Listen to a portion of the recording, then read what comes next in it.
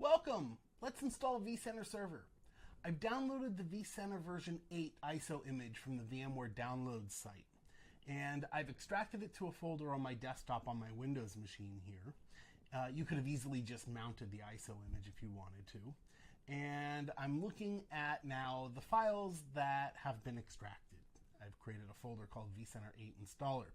You'll notice here a directory called VCSA-UI installer. This is the graphical interface version of the installer. There's also a command line version of the installer.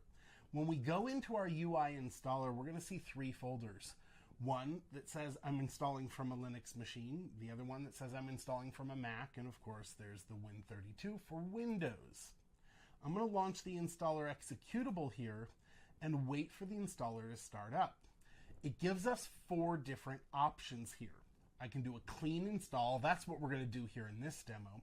But I could also do an upgrade. I can upgrade to vCenter 8 from version 6.7 or 7. I can migrate from the old Windows vCenter from way back in the day, or I can restore from a file level backup. Any one of these are just as valid depending on your situation, and they will both involve a two-step process. The first part of the process is to build the virtual machine on an ESXi host. And the second part of the process is to either configure that VM, import the data from an old vCenter, import the data from a Windows vCenter, or restore the data from your file-based backup. So let's do the initial install here. We're going to run through, in this case, these 8 steps that you see grayed out over here on the left-hand side. So we're going to start by recognizing the two-stage process here and click the Next button. We'll then accept the terms of the license agreement, and we will begin the installation. Now it's going to ask us on what ESXi host, or if you have a vCenter that you want to deploy vCenter to, so a vCenter managed by another vCenter, you can type in the vCenter there. Okay, I've got my IP address of an ESXi host here, and I've got the username root, and I'll type in the password for that root account on that ESXi host, and I'll click Next. I'll accept the certificate warning about the thumbprint, and it'll validate the ESXi host and that we're ready to deploy the virtual machine. Let's give the virtual machine here a name. How about if we call it vCenter version 8, okay? We'll set a password for the root account for the virtual machine. Now this is not the account that you're gonna use to log into the vSphere client with. We'll set that up in the second stage of the installer.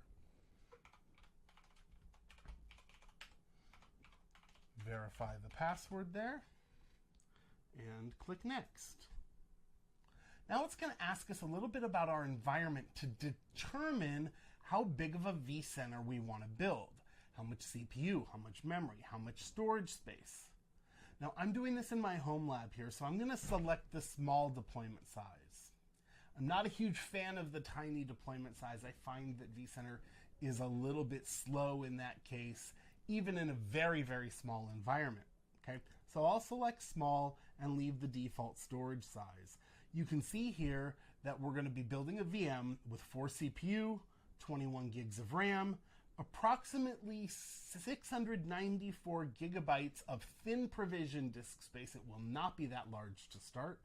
And this will support approximately 100 hosts and 1,000 VMs. Now, I could have done the tiny size in my home lab, but again, I want a little bit more performance out of my vCenter. Now it's going to ask us to choose a data store. Now your ESXi host should already have a data store configured for this. If you don't, and you might be using vSAN, you can select this radio button here, and it'll actually build a vSAN cluster for you as a part of the installation process of vCenter, which is really, really neat. But in my case, I'm just going to make sure that I enable thin disk mode, choose a data store. It says it supports thin provisioning, so I'll go ahead and hit Next, and I'll give it the information. Now, I had pre-typed this in before. This is the fully qualified domain name, giving it a static IP address. Here's the IP address, subnet mask, default gateway, and DNS servers.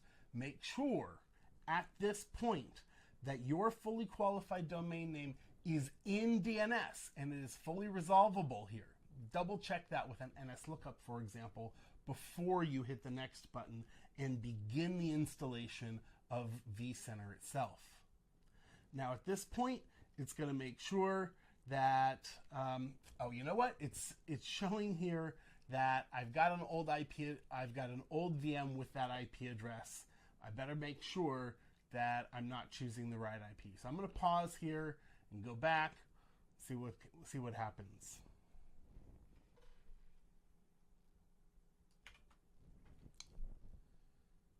Okay, let's hit the next button. We're going to review the details. We've got our ESXi host. We've got our IP address for our new vCenter. We've got the virtual machine port group. We're ready to go. Hit the finish button. And in about 10 minutes or so, we should have a vCenter VM built, but not yet configured. So we'll speed up the process here, and when we come back, we'll actually begin stage 2 of the installer.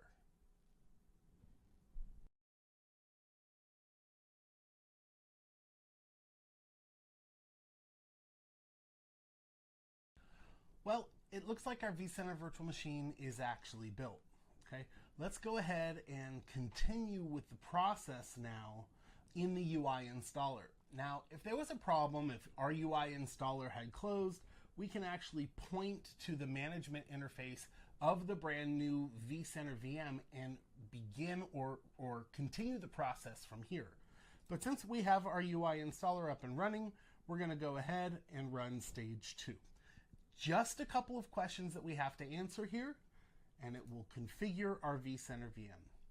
First thing that we want to do is set up time with an NTP server. How about pool.ntp.org? And we can decide whether or not we want to activate SSH on our vCenter.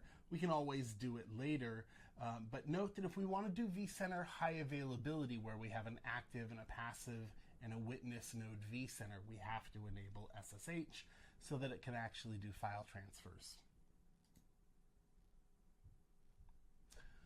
Now we're going to create the local single sign-on domain.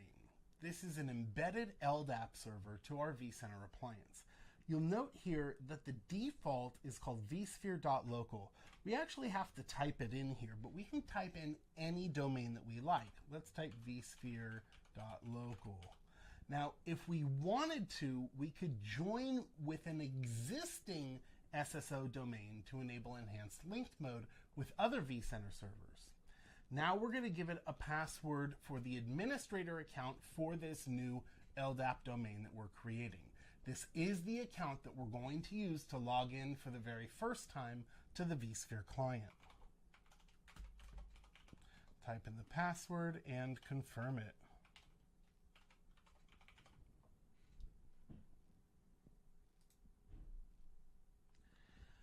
There are lots of good reasons for joining the Customer Experience Improvement Program, including vSphere Health, vSAN Online Health, Update Planner, Performance Analytics, Hardware Compatibility Lists, where it will synchronize with the online HCL, Support Insight. So I'm going to go ahead and join the CEIP.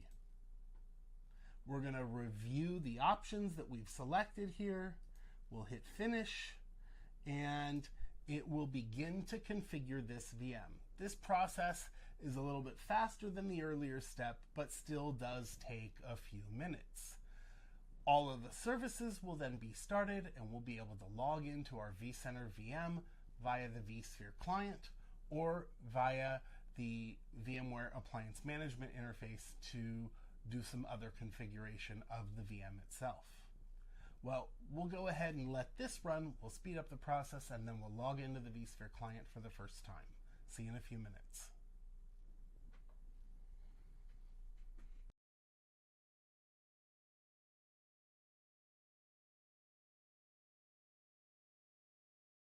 Well, we're looking pretty good. We can go ahead and open a browser and point to our vCenter server at this point. It should be up and running, and the services are started. Now don't be surprised if it takes another few minutes at this point to start those services, but let's give it a shot and see what it looks like. Okay, it's warning us about the self-signed certificate to start off with. We'll proceed to vCenter and we'll launch the vSphere client. And we're in. We're going to log in with that account, administrator at vsphere.local, and put in the password, and we should start with our inventory.